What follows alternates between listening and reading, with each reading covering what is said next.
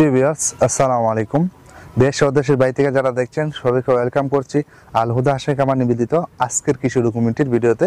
আশা করি সবাই সুস্থ আছেন, ভালো আছেন। প্রিভিয়াস আমার পিছনে বিশাল পুকুর দেখতে পাচ্ছেন, আর এই পুকুরের মধ্যে কিন্তু আপনারা হাঁস দেখতে পাচ্ছেন। সো ওই পুকুরে আমরা হাঁসগুলা কিভাবে পালন করছি, এখানে কতগুলো হাঁস রয়েছে এবং এগুলার বয়স কতদিন এবং এগুলার কত পার্সেন্ট ডিম আসছে, এগুলা কি ডিম পাড়া নাকি অন্য, এবং এগুলার ভ্যাকসিন করা আছে কি নাকি, সে সম্পর্কে থাকবে আজকের ভিডিওতে। পুরো ভিডিও জুড়ে আমি আছি মোহাম্মদ ফজলে রাব্বি, সঙ্গে থাকুন।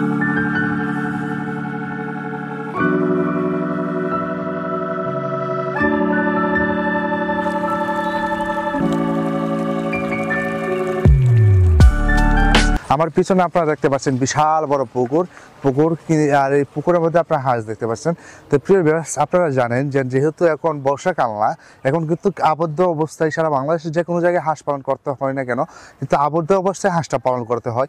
যেখানে এখন ধানের জমি যেহেতু আপনার চাষ করা হচ্ছে, সেক্ষেত্রে কিন্তু এখন হাঁসটা যেটা আছে সেটা কিন্তু সম্পূর্ণ আবদ্ধ অবস্থায় আপনাকে পালন করতে হবে। সেই আবদ্ধ অবস্থায় পালন করতে গেলে আপনি কোথায় কোথায় আবদ্ধ অবস্থায় হাঁসটা পালন করতে পারবেন সেটা আপনাদেরকে জানিয়ে দিন। চলুন। আমার পিছনে আপনি দেখতে পাচ্ছেন এই বিশাল বড় পুকুর। এই পুকুরে কিন্তু আমরা হাঁসটা আবদ্ধ অবস্থায় পালন করছি। যেহেতু আপনারা হাঁসটাকে এখন কোথাও নিয়ে যেতে পারছি না, যেহেতু আমাদের নিজস্ব জায়গা আছে, পুকুর আছে, সেই জন্য কিন্তু আমরা এই পুকুরে পালনটা করছি। এবং এগুলো এখানে কিন্তু আপনার 700+ রানিং ডিম পাড়া হাঁস, সম্পূর্ণ কিন্তু ডিম পাড়া হাঁস, এবং এগুলা কিন্তু ভ্যাকসিন সম্পূর্ণ কমপ্লিট আছে। আপনারা তো অবগত আছেন যে আমরা কিন্তু ভ্যাকসিন নিয়ে খুব সতর্ক, কারণ আমাদের টার্গেট হলো যে খামারি কিভাবে লাভবান হবে, সেই জায়গায় আমরা এই যে টার্গেটটা নিয়ে কাজ করছি, যে খামারিদেরকে নিয়ে আমরা কাজ করছি।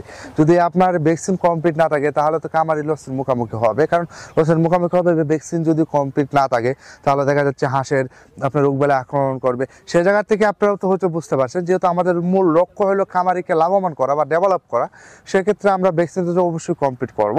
কারণ আমাদের হাঁস সম্পূর্ণ কিন্তু এ গ্রেডের।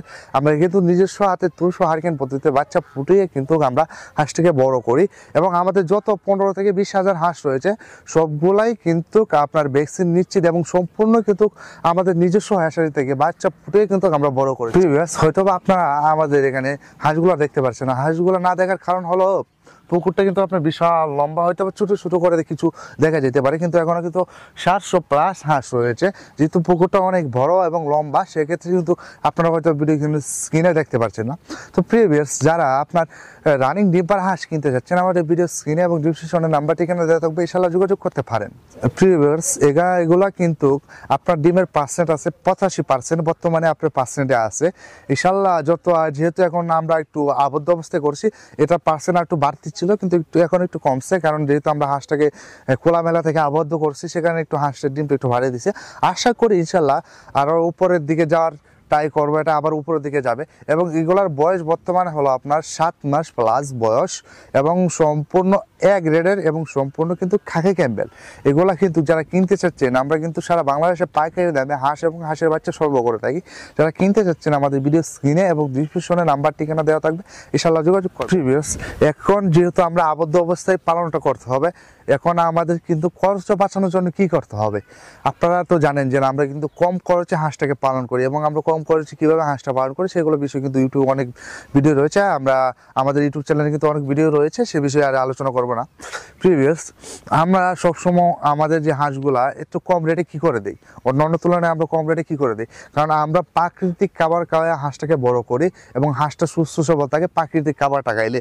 এবং আমাদের কষ্ট যেহেতু কমে আসে, তখন আমরা কম রেটে মালটাও দিতে পারি। কারণ যেখানে আমাদের খরচ কম হবে, সেখানে আমি যদি আমার মনে করেন 5 টাকা খরচ হয়, আমি যদি সেখানে 6 টাকা বিক্রি করতে পারি, আমার 1 টাকা লাভ হলে যথেষ্ট। সেক্ষেত্রে দেখেন এখন কিন্তু প্রাকৃতিক খাবার পাচ্ছে, সেই প্রাকৃতিক খাবারটা কোনটা পাচ্ছে, যেহেতু এখানে কিন্তু আমরা আগে থেকে, যেহেতু আমাদের এরকম একটা সময় আসবে আমরা জানি, সেক্ষেত্রে কিন্তু এই পুকুরে কিন্তু আমরা শামুক চাষ করছি, আগে থেকে কিন্তু শামুকটা চাষ করে আসছি আমরা। এখানে কিন্তু বেশ শামুক রয়েছে, যেটা বলা বাহিরে। আমরা এই পুকুরে কিন্তু হাঁসের জন্য আমরা শামুক আগে থেকে চাষ করে রাখছি, কেননা আমরা জানি যে একটা সময় আসবে এই পুকুরে আমাদের 700-800 হাঁস রাখতে হবে। যেহেতু আমাদের শীত অনেকগুলা, সেগুলো এখানেও একটা শীত রাখতে হবে, সেই চিন্তা ভাবনা করে কিন্তু আমরা এখানে শামুকটা চাষ করছিলাম। এবং যেহেতু শামুকটা আগে চাষ করছিলাম সেখানে এখন বলতে গেলে এখন খরচ নাই বলতে নাই, যেহেতু আরো 1 মাস 1.5 মাস আগে শামুকটা চাষ করছি, সেক্ষেত্রে কিন্তু এখন দেখা যাইতেছে যে অনেক শামুক এই পুকুরে রয়েছে। এখন কিন্তু হাঁস যতই শামুক কাক না কেন, শামুক কিন্তু বৃদ্ধি পাবে, যেহেতু এটা শামুক চাষ করা হয়ে গেছে বা শামুক চাষ করা শুরু হয়ে গেছে, সেক্ষেত্রে এখানে শামুক কিন্তু আসতেই থাকবে। হাঁস কিন্তু যতই খাবার খাক না কেন এই শামুকটাকে আর শেষ করতে পারবে না। দ্বিতীয়ত এখানে কিন্তু অনেক শাকসবজি রয়েছে। প্রধান যে শাকসবজিটা রয়েছে সেটা কিন্তু এখানে অনেক কচুরিপানা রয়েছে, সেটা কিন্তু হাঁস খাবার খাচ্ছে, প্রাকৃতিক খাবার এগুলোই আছে। হ্যাঁ, এমন তবে আমাদের কিছু লাগছে, হয়তো বা আগে আমাদের 10% খাবার লাগতো, এখন বর্তমানে লাগতেছে 20, 40, 50% খাবার লাগতেছে। তবে হ্যাঁ, আমাদের প্রাকৃতিক খাবার যে কোনো অবস্থায় হোক না কেন, আমরা প্রাকৃতিক খাবারটা জোগাড় করা সংগ্রহ করে আমরা রাখি ইনশাল্লাহ। কারণ আমাদের প্রাকৃতিক খাবারটা যদি আমরা না খাওয়াতে পারি, আমাদের নিজস্ব হাত থেকে যদি খাবারটা খাওয়াই, সেক্ষেত্রে হাঁসের রেটটা পড়ে যাবে একটু বেশি।